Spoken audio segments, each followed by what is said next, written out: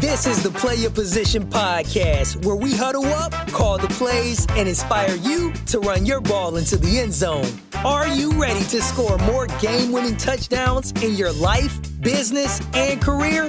Then listen up, because it's game time, baby. Now, here's your host, Mary Lou Kaiser. The summer I was 10 years old, Butch Hobson of the Red Sox had rented the old Clifton house behind my grandparents. I had a huge crush on Butch Hobson, who was in his second or third year as a professional baseball player, and I wanted to meet him. I wanted to ask him to sign a baseball I had found in the basket at 24 Forest Street.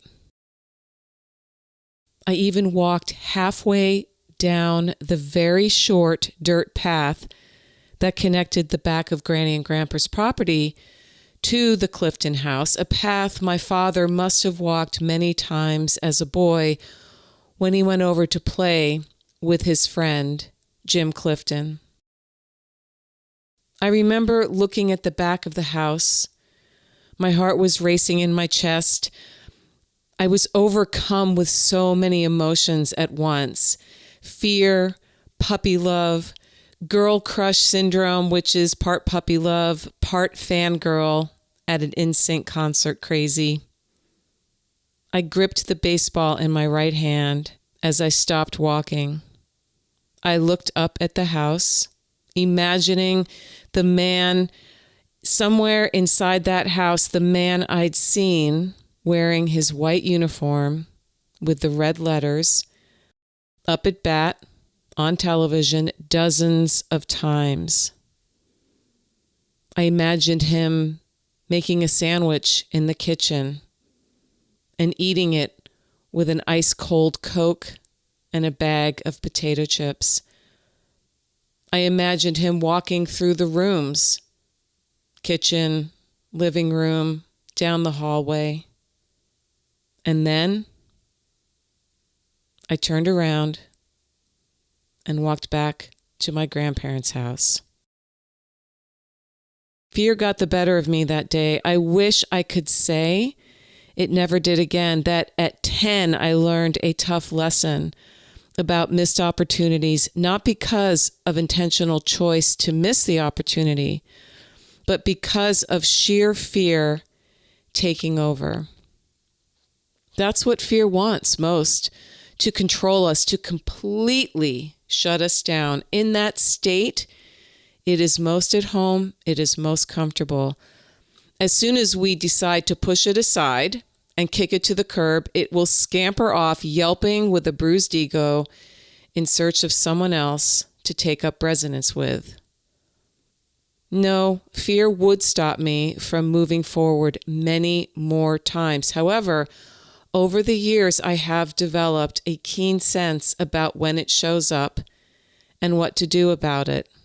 That's the bright spot in all of this. I have learned that fear will come along and dare me to push past it.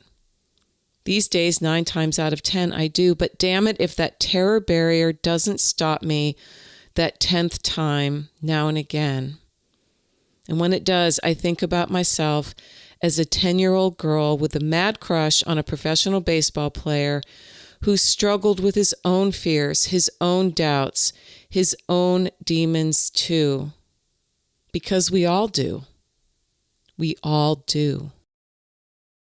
One of my mentors likes to say, change is inevitable, personal growth is a choice. I grew up the day I turned around on the path halfway between my grandparents' house and where Butch Hobson was living that summer. I recognized the loss almost immediately. Obviously, I haven't forgotten the lesson. I got to thinking about this story from my childhood today because I'm facing another opportunity to grow, to walk the path between houses, all the way to the front door this time, where I will boldly ring the bell and wait for the door to open. And in the chance that no one's home, I can walk away with the knowing that I tried. I went the distance. I didn't turn around. This is Mary Lou Kayser wishing you and your loved ones a beautiful and gratitude-filled week of Thanksgiving. You know what to do, team. Get out there and make it a great day. See you next time. Got a great key offensive strategy you like to share? Write to us at coach@pyppodcast.com or on Twitter, use #PYP and let us know how you're running your ball into the end zone for those game-winning touchdowns.